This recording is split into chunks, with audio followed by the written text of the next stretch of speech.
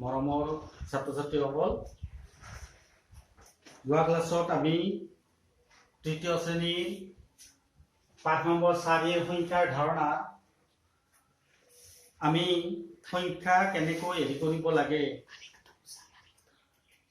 সংখ্যাৰ বিষয়ে পাতিছিলোঁ। বিস্তৃত আকাৰত কেনেকৈ কাৰ্ডৰ সহায়ত সংখ্যা ভাঙিব পাৰি আৰু লগ লগাব পাৰি। আজি আমি এই সংখ্যাৰ ধাৰণা ঘেৰ দিয়া সংখ্যাবিলাকৰ স্থানীয় মান আমাক উলিয়াব দিছে।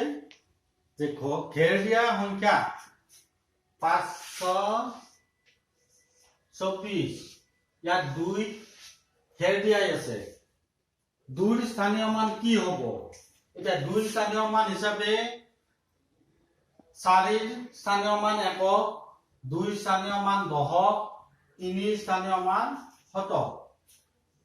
গতিকে আমাক উলিয়াব দিছে 2ৰ স্থানীয় মান কিমান? 2ৰ স্থানীয় মান 10। 2ৰ স্থানীয় মান 10 হলে 2 সমান 20।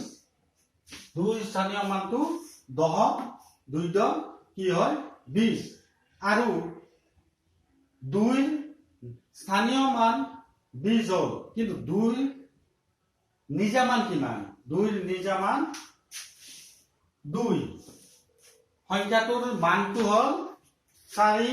4ৰ নিজা মান 4, 2ৰ নিজা মান 2, 5ৰ নিজা মান 5। কিন্তু স্থানীয় মান হিচাপে উলিয়াব লাগিলে আমি কি পাম? 2ৰ স্থানীয় মান 10। গতিকে 2 10, 10ৰ ঘৰত আছে 10, 10 আৰু 2 10 কি হয় 20, আৰু নিজা মান হল 2। গতিকে ইয়াত কিতাপত থকা ঘেৰ দিয়া সংখ্যাকেইটা স্থানীয় মানটো তোমালোকে ঘৰত লিখি আনিবা। প্ৰথম এটা মই বুজাই দিছো, বাকি এটা এই ধৰণে। যদি শতকৰ ঘৰত আছে শতক হব, এককৰ ঘৰত থাকিলে একক হব। তোমালোকে কৰি আনিবা, মই চাম। যদি কিবা তোমালোকৰ অসুবিধা হয় ইয়াৰ পিছৰ ক্লাছত সেইটো আৰু বুজাই দিম। ইয়াৰ পিছত আমি আহিম খালী ঠাই পূৰণ কৰা। খালী ঠাই পূৰণ কৰিবলৈ যে দিছে, ইয়াত 536,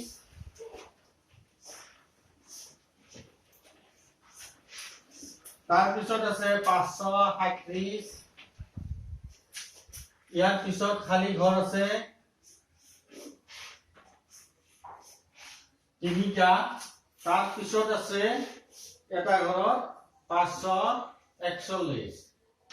ইয়াত 36ৰ পিছত 537 হয় যদি ইয়াত হব 538, তাৰপিছত হব 539, তাৰপিছত হব 541।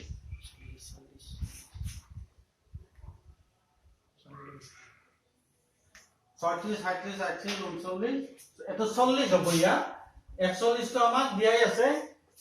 এইফালে 3টা ঘৰত আমাৰ কি হব?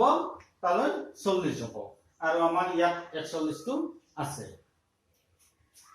গতিকে আমি ক্ৰমত খালী ঠাই পূৰণ কৰিব পাৰিম যদি আমি শতকৰ ঘৰৰ ধাৰণাটো লৈ লওঁ। নেক্সট খালী ঠাই আছে 600, তাৰপিছত আছে খালী ঘৰ 2টা, তাৰপিছত আছে খালী ঘৰ 603। দেখিলো ইয়াত 600, এইবোৰে আছে 603। গতিকে 600ৰ পিছত আমি জানিম যি একৰ ভিত্তিত গণনা হৈ গৈ আছে। গতিকে ইয়াত হব 601, ইয়াত হব 602। এই ধৰণে তোমালোকে খালী ঘৰকেইটা কৰি লবা। ইয়াৰ পিছত আছে 50ৰ ভিত্তিত গণনা কৰা 50ৰ গোটত গণনা কৰিলে কি কি সংখ্যা পাও লিখো আহা ইয়াত আছে 50 তোমালোকক দিয়াই আছে 50ৰ ভিত্তিত যদি গণনা কৰো বা 50ৰ গোটত যদি আমি গণনা কৰো 50ৰ পিছত হ'ব 100 তাৰ পিছত কি হ'ব 150 তাৰ পিছত হ'ব 200 তাৰ পিছত হ'ব 250 উদাহৰণ হিচাপে আৰু এটা ঘৰ দিয়া আছে 300 আৰম্ভ হৈছে 300 লগত যদি 50 যোগ কৰো কি হ'ব 350 350ৰ লগত আৰু 50 যোগ দিলে আমাৰ কি হ'ব 400 হ'ব 400ৰ লগত 50 যোগ দিলে 450 হ'ব 450ৰ লগত 50 যোগ দিলে 500 তাৰ পিছত আছে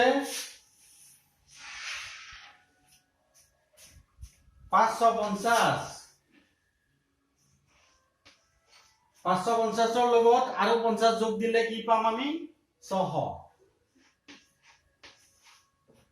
600ৰ লগত 50 যোগ দিলে 650 তাৰ লগত আৰু 50 যোগ দিলে কি হ'ব 700 700ৰ লগত 50 যোগ দিলে 750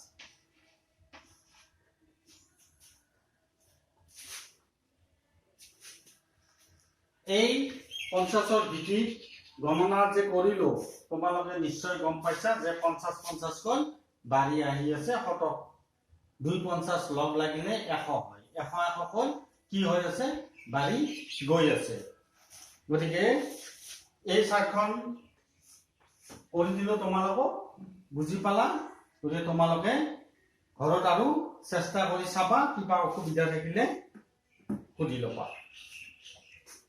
ইয়াৰ পিছত আহিম আমি আগৰ পিছৰ আৰু মাজৰ সংখ্যা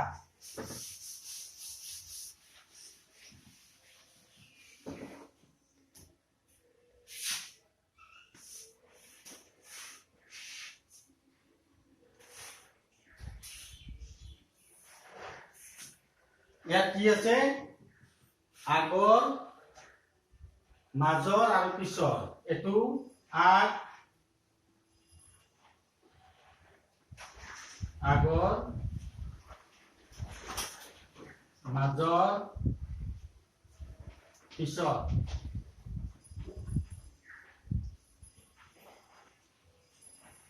ইয়াত দিয়া আছে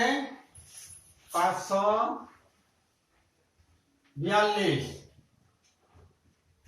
542ৰ পিছত মাজৰ ঘৰ নাই 546 এতিয়া মাজৰ ঘৰটোত কি পাম আমি মাজৰ ঘৰটোত পাম 542 42ৰ পিছত আমি কি মাতো 4 2 42 4 3 43 গতিকে ইয়াত কি হ'ব 4 3 43 43 শতকৰ ঘৰটো 5 আছে গতিকে 543 পিছৰ সংখ্যাটো 546 আছে গতিকে মাজৰ সংখ্যা উলিয়াবলৈ হলে যদি আগৰ আৰু পিছৰ থাকে মাজৰ সংখ্যাটো উলিয়াব পাৰি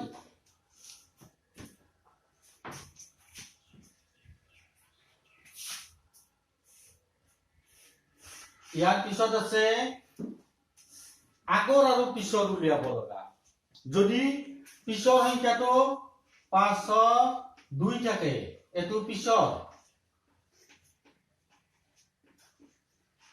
এটো আগৰ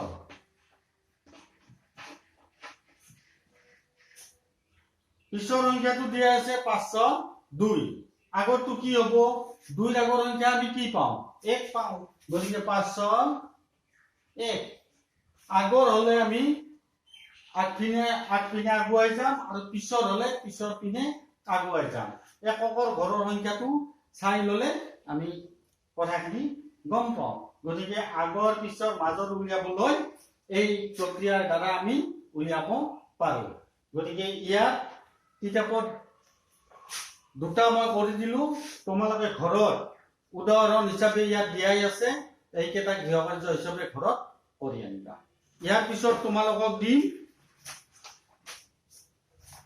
সংখ্যা সংখ্যাৰ এটা স্থানৰ সংখ্যা দুটা স্থানৰ সংখ্যা আৰু তিনিটা স্থানৰ সংখ্যা এটা স্থানৰ সংখ্যা আমি 1 পৰা 9 লৈ এটো এটা স্থানৰ সংখ্যা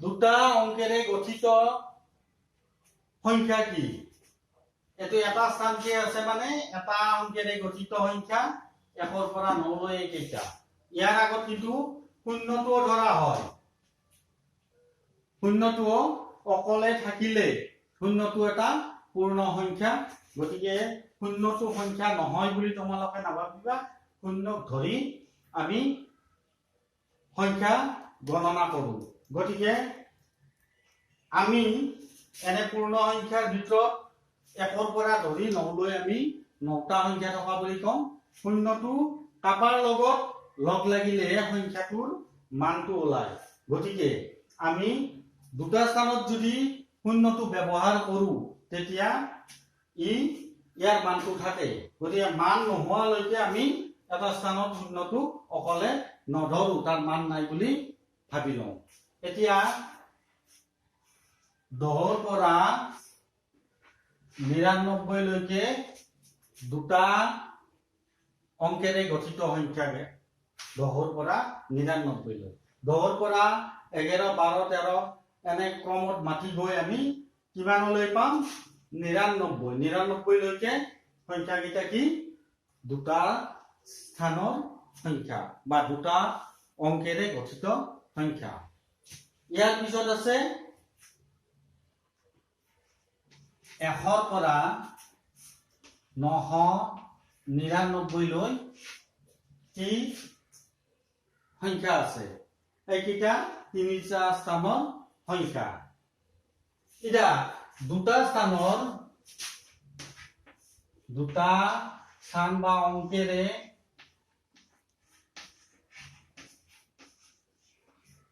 গঠিত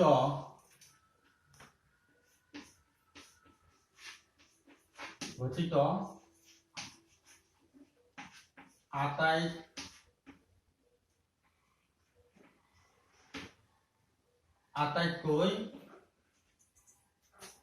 সৰু সংখ্যা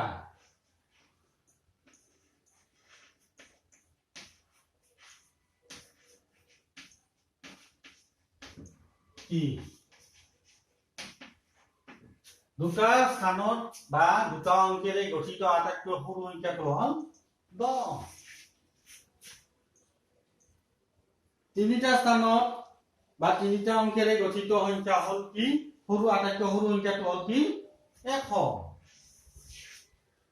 এটা অংকেৰে গঠিত আটাইতকৈ সৰু সংখ্যাটো হ'ল 1 তোমালোকৰ হয়তো মূল্যায়নত এনেকৈ দিলো যদিও তোমালোকক প্ৰশ্ন কৰিব যে দুটা অংকেৰে গঠিত আটাইতকৈ সৰু সংখ্যাটো কি দুটা অংকেৰে গঠিত আটাইতকৈ ডাঙৰ সংখ্যাটো কি দুটা অংকেৰে গঠিত আটাইতকৈ ডাঙৰ সংখ্যাটো হ'ল 99 আৰু এটা অংকেৰে গঠিত আটাইতকৈ ডাঙৰ সংখ্যাটো হ'ল 9 আৰু তিনিটা অংকেৰে গঠিত আটাইতকৈ ডাঙৰ সংখ্যাটো হ'ল 999 গতিকে সংখ্যা আটাইতকৈ ডাঙৰ স্থান অনুসাৰে আটাইতকৈ ডাঙৰ আৰু সৰু এই সংখ্যাকেইটা তোমালোকে নিশ্চয় বুজি পালা ইয়াৰ পিছত 999 লগত যদি আমি 1 যোগ দিওঁ হেতু কি হয়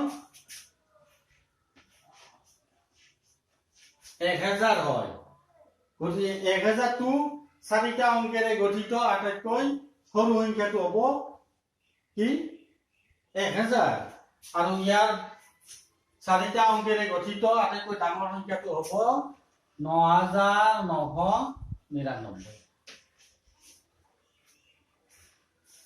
ঠিক আছে তোমালোকে সৰু সংখ্যা আৰু ডাঙৰ সংখ্যাৰ বিষয়ে ধাৰণাটো পালা এই ধৰণে তোমালোকে ঘৰত চাই ল'বা আৰু কিবা অসুবিধা হ'লে ইয়াৰ পিছৰ ক্লাছত তোমালোকে মোক সুধিবা গোটেইখিনি মই ভালধৰণে বুজাই দিম আজিলৈ সময় হৈ আহিল আমি ইমানতে সামৰণি মাৰিলোঁ আৰু গৃহকাৰ্যখিনি তোমালোকে কৰি আনিবা ইমানতে আমি আজি ক্লাছটো সামৰণি মাৰিলোঁ নমস্কাৰ